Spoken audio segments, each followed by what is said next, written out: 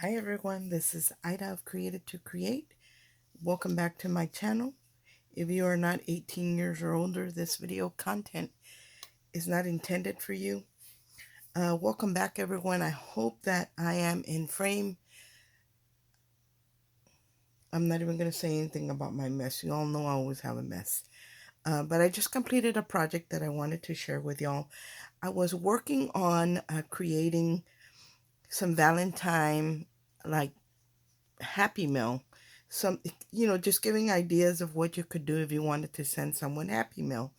And then I wanted to work on something that I could house anytime that I give out embellishments, or for the most part, when I just send out a Happy Mail, I like to create some kind of box, something that to house the embellishments in. And in this case, or I have for a long time decided that I wanted to do like a book. So this wouldn't necessarily have to be displayed. If the recipient didn't want to, you could actually just put it in a bookcase, and you would know that all your embellishments are, where all your embellishments are. So I'm going to share these boxes that I picked up from Hobby Lobby, and they come in 3 different sizes. Now I already prepped these to paint them. These are already ready to be painted. Or covered in paper, and I buy these already done from Hobby Lobby. And the biggest one is this one right here, and it's a pretty good size. It measures like a 6 inches by, I'm gonna say, by about 9. So this is the biggest box, and it's only $2.99. I already took the tags off of these, so I don't know how much these are, but I'm sure they're a lot less than this one. I think maybe the second one was $1.99, and maybe the smallest one like $1.50 or something like that. They're very economical, and look at the difference. They go from something like this to something like this. And I really like the way this came out. To create this, or to alter this box, I used I used some gold paper, some gold foil paper, and I kept in theme with all the embellishments I was working. That's pretty much the way when I create, I choose a certain amount of colors of papers, or certain color of papers. The amount really doesn't matter. Sometimes I'll do 3 colors, sometimes I'll do 4. It just depends on what I'm doing. In this case, I used a gold foil, a very pale pink, and then this kind of raspberry color. So those are the colors and white. So those are the colors that I kind of stuck with, because the artwork for this has those colors in it. So I decided to just use these colors. The die that I use for the front right here is by Carnation Craft. It's called A Little Bit Fancy. Um, Let me share that with you. This was a gift from my friend Jacqueline. It says A Little Bit Fancy, and it comes with all the layering pieces plus the intricate one. It comes with a curtain or a drape, and then this is actually the little sash that holds the curtain open.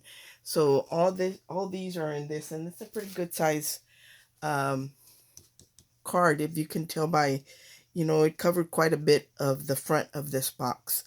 And I love the way it looks. And there is artwork for the filigree um, one that I cut, this gold one. There is different shades of colors vignette for these, but I didn't use any of them. I decided to just cut it out in the gold foil because I think that makes a big statement too. And I didn't want to print it out in pink because I already had a pink layer. And I did mount the pink layer in foam. And then I added this card front that is from the Summer Days collection from Carnation Craft. And this one's called Delilah, I believe. And and I love the way this looks. So you get the die that cuts out the card base, which is underneath, that you can make a card base or just a card front. And then you get the die that cuts this out, the frame out, and the flowers. And then you get the die that cuts out all the layering pieces as well. So that's what I used here. And I do have the custom alphabet dies from Carnation Crafts. So I was able to just pull it up on my computer, and it does give you an option to type in. That's why it's called the custom alphabet. So I typed in the name of the collection, which is Summer Days. So whoever the recipient is of this box, so they can know what the name of the collection is. Or if maybe they like it and they want to repurchase it, or whatever, they'll always know what collection this came from. And I absolutely love the way it came out. I do have a little spot right here, and I don't know what it's from, but I don't have one of those sanding erasers, so it's gonna have to stay there. I mean, it's not really that noticeable, but I notice it. For the closure, I did do a pink, a very light pink with gold roses on it, that I picked up a couple years ago from, I believe, Walmart. It's very, very pretty. I would have liked to have maybe something wider and maybe an organza type of uh, tie for here, but I didn't have anything else that matched. So I had to go with this. And then for the spine, I had bought this also a couple years ago from Hobby Lobby, and it's that velvet, crushed velvet trim in the pink, and it already comes with the pearls on the sides. So that's what I use for the spine of my book. And I did adhere it with hot glue, but I would have preferred something like Fabri-Tac or some kind of glue for fabric, but I didn't have any, so I had to go with the hot glue because I think for me, I'm more comfortable using with Fabri-Tac because I really don't think that comes off. And the glue tends to, if it gets too cold, it can pop off. So that's the only thing that I don't like about the way I adhered the spine, but I didn't have anything else. I created this tassel right here with that yarn from Hobby Lobby that has it's holographic gold, and it has the holographic gold sequin on there. So that's what I used. That's what I created this tassel with, and I just punched a hole up here on the book because it's very thick paper mache. So I was able to just punch a hole and loop it through there. For the back of my book, I left it very simple. I used an embossing folder, and anything that I can find, I will link in the description box. And all that is, when I say that, is right under the video, it has a little tab that says show more. When you click on that with your mouse from your computer, that will open up like a drop down, and then you can see everything that's listed there. So if I can find anything, uh, I will list it there. So anyway, this is a 3D embossing folder by Sarah Davies, which is a Crafter's Companion. And I love the way it looks, and I left it very simple. I haven't put my my logo or anything here yet, but I did line first. I did a gold layer, then I did the pink. And because I was using very heavyweight paper, and because the box is paper mache and it's really thick, I cut out my gold piece the size that I wanted, and then I took an X-Acto knife and I hollowed out, I cut out the center so I wouldn't waste that gold foil. That way I wasn't just layering a pink piece on top of all that gold foil. I actually cut it out so I could use it on my projects, and you can't even tell it, but you see the gold frame around the perimeter. So I love the way that looks. To paint the sides of the box, all I did was use the white gesso. That's what I did. If you decide to paint your box, I would recommend that you do a coat of white gesso, and because that kind of seals the paper to keep it from absorbing the water. And it does come in black and it comes in white. So I used the white gesso there.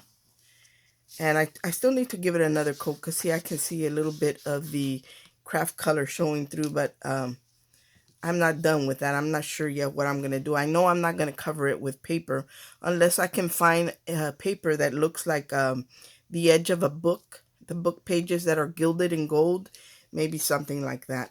All in all, I love the way this came out. I love this raspberry color with all the raspberry and pink shades of pink that are going on in this artwork.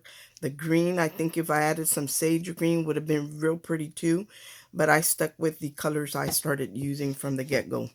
And I'm not completely done with everything, but this is a good portion of it. So I just opened it up, and on the inside I did line all the inside with some very pale pink 110-pound cardstock, and with my gold pin I did go around the edge of the box. So I already shared with you some of the things that I created here. I think I only created a couple more things. Yep, a couple more things. Like I already shared these bows with you guys, and these are the colors that I'm using throughout my Happy Mail. And then I did print out some more of those banner strips, and I was able to get a couple of bows from that paper.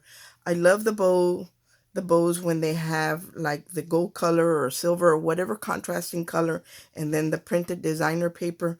The only problem, this is my Creative Times bow, and it you have to cut it out twice, and then you have to fussy cut the loops off of the designer paper. But I did find a bow on Amazon that has the two pieces, the one that layers and cuts without the layering piece, and then the bottom one with the scallops. I will link that in the description if it's still available. I just ordered mine. So because I would rather, you know, the more you use your dies, the more wear and tear you're putting on them, and they're going to get to a point where they're dull, and I don't want to have to keep using the same die and then have to trim off a part of the paper. So that's why I bought a die that comes with the layering and the bottom piece. So I created those. I already shared the back toppers with you guys in the larger and the smaller. I did put a link in the description of my previous video, and they sold out. And I did find another seller, but they are really expensive. But if you want them bad enough, the link is there. I love them, and I did order a second one before they sold out. And they're very well made. They're very sturdy. That's what I like about them. And here are my little envelopes, and I'm going to open these because I want to share these with you guys. I did do a video on my envelopes, but I didn't show you that I created some little cards to go in them. And I was thinking, how am I going to embellish these envelopes? I could put a little flowers, a little banners, and stuff like that. But I said, I think I'm going to create them like if it was a real card, but in a mini version. So I actually made these little bitty cards, again with the white, the gold, and the pink. And my little cherub that I have is so small, it fit perfectly on here. And then you can write a message on the card. So it's layered like I would if I was creating a regular card to send out. And here, let me share this one with you. There's that one. And this one is a little Cottage Cuts die. Not sure if that's available, but if it is, I will link it. And this comes from that same Cottage Cuts die. I hope that I'm in frame. I can't really see the screen on my computer, but I created these and I love the way they came out. And put them back in the package.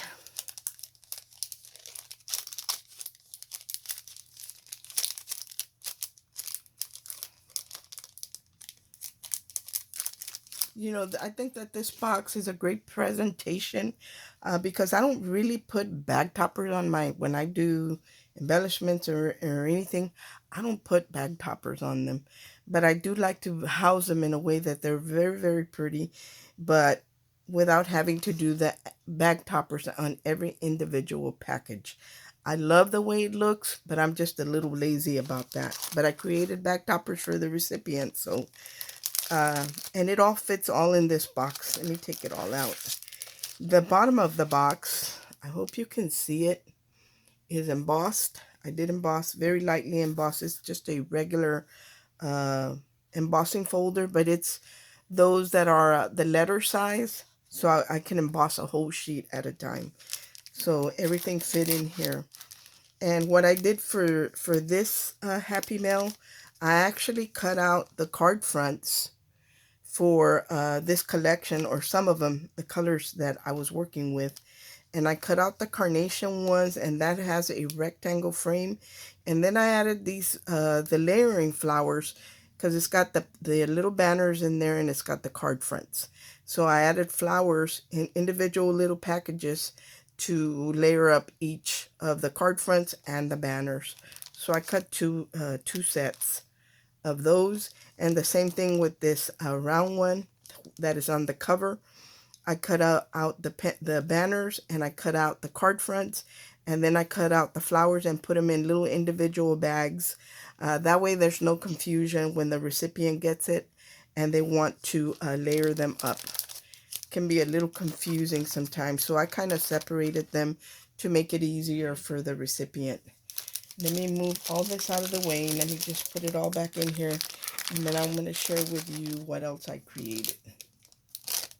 And I still have quite a bit to go, but this is a good start. Add these there. And I'm still waiting for my bow die to complete these because I want to try it out. So I'm going to print out another of the banners and do some more bows with the other die that I ordered as soon as Amazon gets here. So anyway, all I do is tie this up, and it holds everything. And I don't think I'm going to do, I was going to do a sequin mix, but really this is just so elegant that I probably wouldn't use sequins on something like this. So I don't think I'm going to do that, but I did create some flowers. So I'm going to share those with you. I was playing around with some of my rolled roses. Tamika had gifted me a variety of roses, and they're real tiny rolled roses, and I love those. And I was searching through my flower dies, and I did have one, and I will link that in the description box. Not the exact one, but maybe something similar that will work. A lot of times, if I don't find the exact one that I use, I will link something that's similar, or something that I don't have but I think would work, or that I personally myself am going to buy to create the exact same thing. So I filled up this little heart-shaped jar with roses, and I'm going to share with you the dies that I used. I bought this in that place where we get a lot of the just generic dies, and I used this one right here, and I used this smaller one right here. So those are the two dies that I used to create the roses. Here are the larger ones, which is not very big at all, as you can see. They're not very big at all. And I just created them in the variety with, I'm going to be honest, guys, that all these flowers, most of these projects were created with nothing but scraps of paper that I had. Look at all these flowers that came out with, just because these aren't very big. So you can, with any little scrap of paper, you can, cut it out and make it into roses or little embellishments. Like a lot of the things, the small bag toppers, not so much the large ones, but the small bag toppers, the little envelopes, all of that, guys, was with scraps. The little cherubs, that thing is so tiny, that, and I save all my scraps, and I have not really had to go into my stash and pull out a new sheet of paper to create this stuff, because I had a lot of scraps. The only thing I didn't have scraps of was this raspberry color, because it's not a color I normally create with. So I did use up the scraps that I had from a project. I don't even remember what I did, but I had a few scraps, and I ended up pulling out another sheet to layer on the box. But I wanted to share with you this one that has the gold. How I created that is, after I cut it out with my die, I went on the edges with my gold paint pen, and look at how pretty those look. Although I only did one because it was kind of an afterthought, I only created one like that, but it is so very pretty if you do that with all of your flowers. It looks very, very pretty. And to shape, I'm going to show you what I use to shape my flowers. I use round nose jewelry pliers to shape my flower petals. Because it's a round nose plier, when I pick up the edge and roll it, it's going to be curved regardless, because there's no straight edges on this. It's all round like a barrel. So when I go to shape it, everything is nice and curved. I don't get a crease in the paper when I'm trying to curve it, because there's no straight edges on it. And that's how I shape the petals on my flowers, because after I created these flowers, I did go back with those little pliers and roll out the edges on the petals, but they are so pretty. So there are the big ones, and they fit perfectly in this jar, so that kind of lets you know that they're not very big. And then with all my little scraps, I created the little ones. And this is about the size that Tamika sent me, and I love them. And wouldn't you know, I happen to have a die that was little like that. So there are the little ones.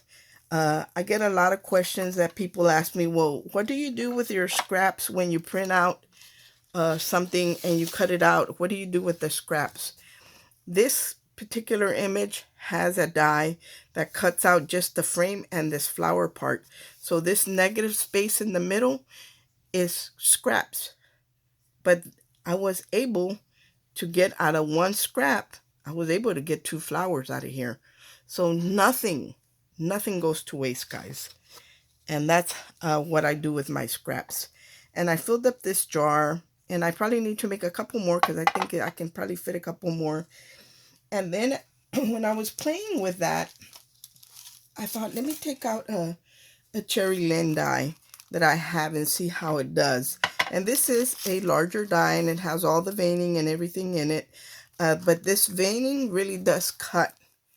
It's veining, but it doesn't just score. It really does cut it through. I mean, so I don't know if you like something like that. Too, I don't think it has enough petals.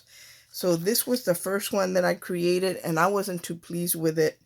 And then this is the second one I created, and I used the die. I rolled it up a little bit different than how it's intended to be used. And it was a little tighter, so it looks smaller, but I still wasn't very happy with that. So, but with the little ones, I am very happy, because this has very few petals. And as you can tell, this one has a bunch of petals, and so does the little one. So if you're looking for a die to make rolled roses, you want to make sure that it's got plenty of petals. Anyway, guys, that's all that I have created so far. I hope that you like what I created and that it inspires you. It's great for Valentine's, great for Mother's Day. And I love those designs, because like this particular die will come in this color. It comes in purple, it comes in blue, it comes in yellow, it comes with just like gray, like a grayscale. So you can get it in all, and then in the pink and the blue right here, and it comes in all different colors. And so it looks like you're using a different die all the time because of the color change in it. So they're very versatile, and they look so very different according to how you use them. There's so many ways to use them. Now, to create the title in the front of the card, Carnation Craft, they're like so super smart as far as I'm concerned in the way they design these dies. Here is the artwork. The vignette is what they're called, for the letters, for the title that I did on the book. And it has like a little blue area here that when you click on it, you can type something in that little square. So this is what it looks like. And I didn't print this double-sided because I didn't need it to be double-sided. I only needed it to be one-sided. And I kind of just, the hardest thing for me to do is I don't like to waste. So when I get all this here, I was trying to come up with either a sentiment or a word so that I could print them out and they would all have something in it. And I had a hard time doing that. I have to be quite honest. Um, but I used the S. On this one, it says special day, but on the other one, it said summer days. So I can type something different in all of them. Even though it's the same letter, I can type something different in both of those letters. So that's how that artwork comes. Anyway, guys, thanks for watching. I hope everyone is having a great day. And I hope that this helps you and that it explains to you a little bit on how carnation craft works. And here's that sentiment, guys, how their dies work and how to print out and all that. If you have any questions, I always look at the comments and I do answer them, uh, especially when it's a question. So thanks for watching. Bye.